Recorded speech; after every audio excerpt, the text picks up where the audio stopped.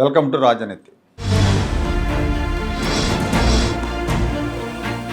Iran America యుద్ధం మొదలైన తర్వాత క్రూడ్ ఆయిల్ ధరలు పెరుగుతూ వచ్చినాయి. ప్రస్తుతం బ్యారెల్ ధర $125-126 ఉంది. యుద్ధం నేపథ్యంలో మన దేశంలో గ్యాస్, పెట్రోల్ ధరలు పెంచబోతున్నారన్న వార్తలు కూడా వచ్చినాయి. అయితే అదే సమయంలో 4 రాష్ట్రాల అసెంబ్లీ ఎన్నికలు ఉన్నాయి కాబట్టి కేంద్రం పెట్రోల్ ధరలు పెంచలేదు.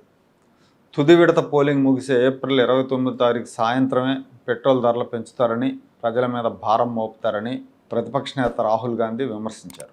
ఆయన విమర్శలను ప్రధానమంత్రి నరేంద్ర మోడీ, అమిత్ షా లాంటి నేతలు కొట్టిపడేశారు. అలాంటిదేమీ ఉండదు అని చెప్పారు. కానీ ఈ ఎన్డీఏతో గత అనుభవాలు చూస్తే ఎన్నికల సమయంలో ఫ్రీజ్ చేసి ఎన్నికలు ముగిసిన తర్వాత పెట్రోల్ ధరలు పెంచిన ఘటనలు చాలా ఉన్నాయి. 2022లో ఉత్తరప్రదేశ్, పంజాబ్ లాంటి రాష్ట్రాలు, మొత్తం 5 రాష్ట్రాల్లో అసెంబ్లీ ఎన్నికలు జరుగుతూ ఉంటే పోలింగ్ అన్ని దశలు ముగిసే వరకు దాదాపు 3 నెలలకు పైగా ధరలు పెంచలేదు, ఫ్రీజ్ చేశారు. ఫలితాలు వచ్చిన వెంటనే 2 వారాల్లో లీటర్కు ₹10 పెంచారు. అలాగే 2021లో వెస్ట్ బెంగాల్, ఇప్పుడు ఎలక్షన్ జరిగిన వెస్ట్ బెంగాల్ 5 ఏళ్ల క్రితం 2021లో అసెంబ్లీ ఎన్నికలు జరిగినప్పుడు మే 2న ఫలితాలు వస్తే మే 4న పెంచడం మొదలుపెట్టారు. ఆ నెలలో మొత్తం 15 సార్లు పెంచారు. 2018లో కర్ణాటక ఎన్నికల సమయంలో కూడా పోలింగ్ ముగిసిన మర్నాడే పెట్రోల్ ధరలు పెంచారు. ఇప్పుడు కూడా ఏప్రిల్ 29న ఎన్నికలు ముగిశాయి. మే 1వ తారీఖు నుంచి కమర్షియల్ గ్యాస్ ధర భారీగా పెంచారు. 19 కేజీల సిలిండర్ ధర ₹960 పైనే పెంచారు. ఒక్కసారిగా దాదాపు ₹1000 పెరగటం వల్ల ఇప్పుడు ఆ సిలిండర్ ధర 3000 దాటిపోయింది. Commercial cylinder. డొమెస్టిక్ గ్యాస్ ధర పెంచలేదు, కమర్షియల్ సిలిండర్ ధర పెంచడం వల్ల ప్రజల మీద పెద్దగా ప్రభావం ఉండదని కేంద్రం చెప్తా ఉంది. కానీ ఇది అబద్ధం.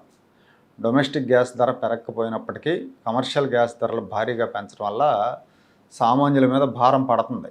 ఈ కమర్షియల్ గ్యాస్ ధరని మార్చిలో ₹144 పెంచారు, ఏప్రిల్లో పెంచారు, ఇప్పుడు ఏకంగా ₹1000 పెంచారు. అంటే ఈ 3 నెలల్లోనే ₹1200 పైన పెంచారు.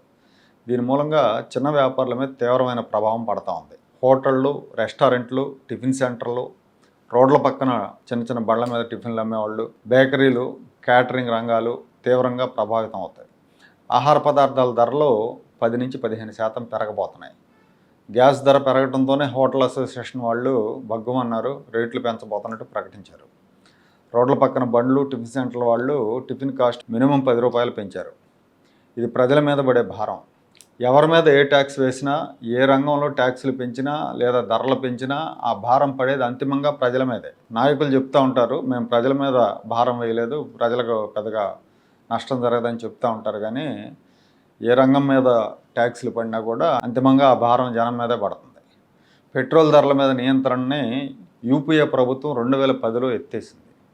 అంతకుముందు కొంత నియంత్రణ ఉండేది. 2010లో అది ఎత్తేసిన తర్వాత అంతర్జాతీయంగా క్రూడ్ ఆయిల్ ధరలకు అనుగుణంగా పెట్రోల్ ధరలు మారుతూ ఉంటాయి. క్రూడ్ ఆయిల్ ధర పెరిగితే పెట్రోల్ ధర పెరుగుతూ ఉంటుంది, తగ్గితే తగ్గుతూ ఉంటుంది. సో అప్పుడు వాళ్ళు డీజిల్ ధరలను మాత్రం నియంత్రణలో ఉంచుకున్నారు.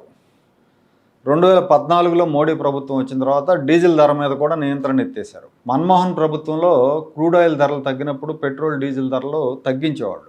ఆ ప్రపోర్షనేట్గా కాకపోయినా ఎంతో కొంత తగ్గించేవాళ్ళు. క్రూడ్ ఆయిల్ ధరల పతనానికి సమంగా తగ్గించలేదు, కానీ మొత్తానికి తగ్గేది. 2013లో క్రూడ్ ఆయిల్ ధర బ్యారెల్ $110 ఉంటే పెట్రోల్ లీటర్కి ₹75 ఉంది, డీజిల్ ₹55 ఉంది. మోడీ ప్రధానమంత్రి అయిన తర్వాత క్రూడ్ ఆయిల్ ధరలు బాగా తగ్గినాయి. అయినా పెట్రోల్, డీజిల్ ధరలు తగ్గించలే. 2016లో క్రూడ్ ఆయిల్ ధర బ్యారెల్ $40లకు పడిపోయింది. అంటే మన్మోహన్ ప్రధానిగా ఉన్న 2013లో ఉన్న ధరతో పోలిస్తే 3వ వంతుకు పడిపోయింది. కానీ పెట్రోల్ ధర లీటర్ ₹70, డీజిల్ ₹60. ఏమాత్రం తగ్గల. డీజిల్ అయితే కొంత పెరిగింది.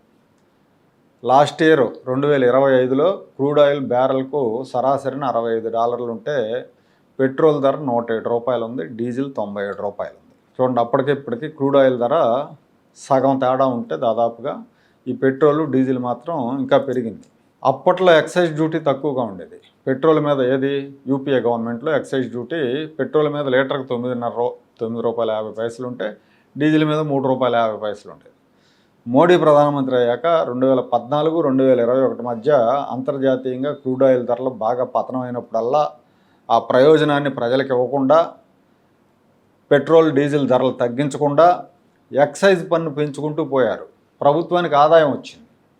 ఒక దశలో పెట్రోల్ మీద ₹32.98, డీజిల్ మీద ₹31.83 ఎక్సైజ్ ట్యాక్స్ వేశారు. క్రూడ్ ఆయిల్ ధరలు పెంచినప్పుడు పెట్రోల్ ధరలు పెంచేసి, తగ్గినప్పుడు తగ్గించకుండా ఎక్సైజ్ ట్యాక్స్ పెంచి కొన్నేళ్ల పాటు ప్రజల సొమ్మును దోచుకున్నారని చెప్పాలి. ఇప్పుడు మళ్ళీ వార్ పేరుతో వడ్డించేందుకు రెడీ అవుతున్నారు. అయితే ఈ మధ్య ఎక్సైజ్ ట్యాక్స్ తగ్గించారు. ఆ తగ్గించింది కూడా ఆ ప్రతిఫలం ప్రజలకు అందలేదు, కంపెనీలకి ట్రాన్స్ఫర్ చేశారు. ఇప్పుడు ఈ కమర్షియల్ గ్యాస్ ధర పెంపుతో వీళ్ళు ఆగరు. రాహుల్ గాంధీ చెప్పినట్టు త్వరలోనే వడ్డింపుల పర్వం మొదలవుతుంది. మోడీ ప్రధానమంత్రి అయిన తర్వాత ఎన్నికలు, పెట్రోల్ ధరల వ్యవహారాలను పరిశీలిస్తే ఖచ్చితంగా ఇదే జరుగుతుంది అనిపిస్తోంది.